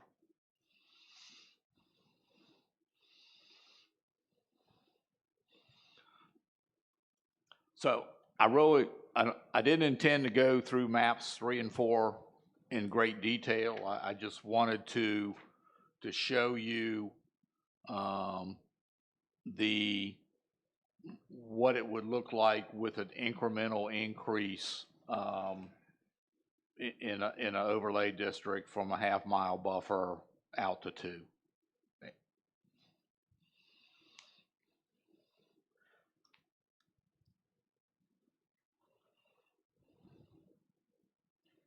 I would hate to try to put that jigsaw puzzle together.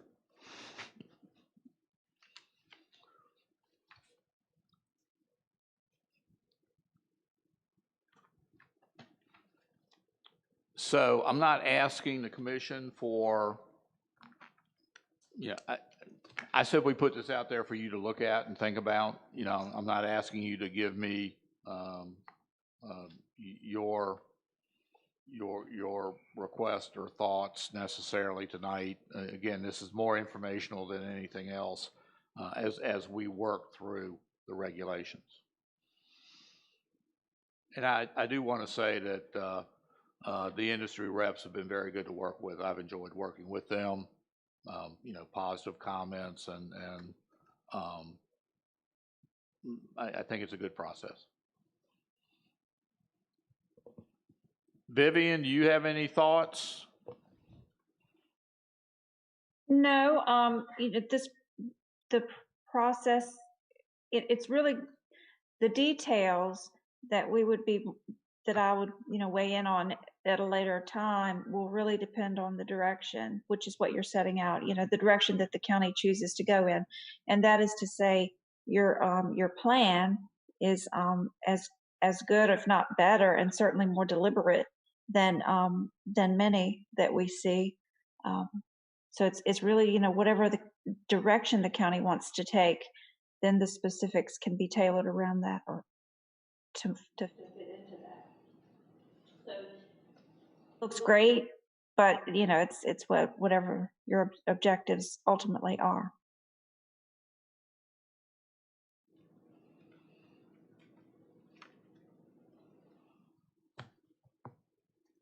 Well, I have to say, Michael, I'm glad you're not asking for an answer tonight. No, sir. Just really just an update.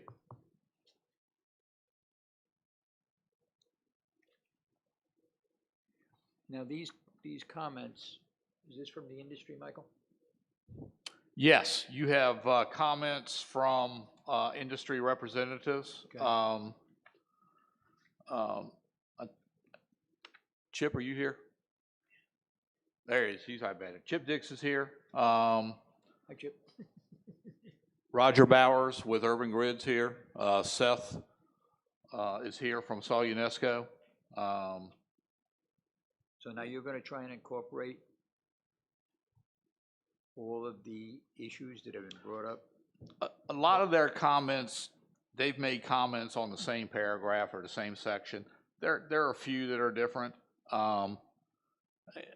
Again, what I'm doing now is going through their comments and making changes to the regulations where we've talked about something or they've identified something. And I say, okay, that makes sense. I understand what you're saying. Let's try this. I'll send that back to them to look at. So we'll work through probably 90 to 95% of the comments. The last 5 to 10%, I think, realistically, are going to be policy issues that it's what position does the county take? And we're coming from the position we want to limit it a little bit more to begin with, okay? To get our toe in the water, not necessarily be overrun by applications. Again, these projects are going to be predominantly located in rural areas for a number of reasons. So, what is the county's appropriate share of these types of facilities?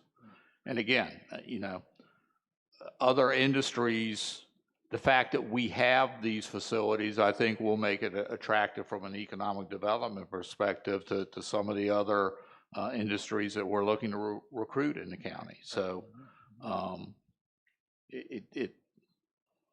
it certainly is beneficial and needed. And Michael, based on what I can see here, and there's a ton of work, I don't know how you get done through all this, but anyway, when do you think that this is going to be in a position where a final draft is done? I'm not backing you in a corner for any reason, Mike. I'm just trying to get an idea. No, that's fine. I hope to have what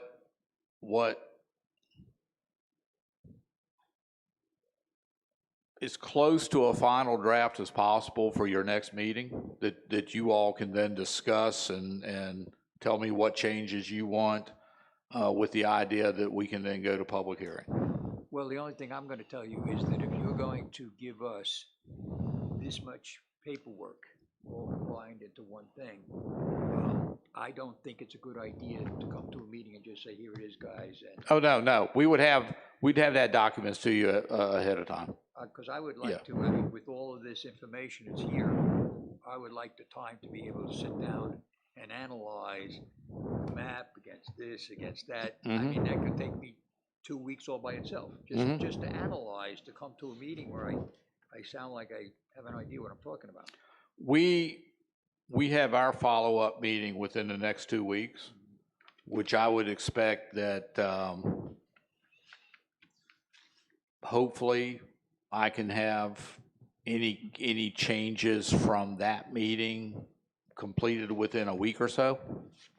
So we can, And I think by that meeting, again, it'll be back, the differences for the most part will be policy issues. okay, so we're talking about really, if we're fair to everybody, we're talking about the meeting in October. Yeah, potentially for public hearing, yes, that would be my goal. That's all I want to know, boss.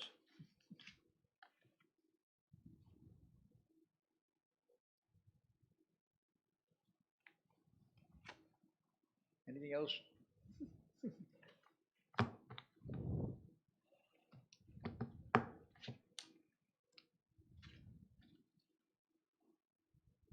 All right, can we make a motion to adjourn? Thank you, Vivian.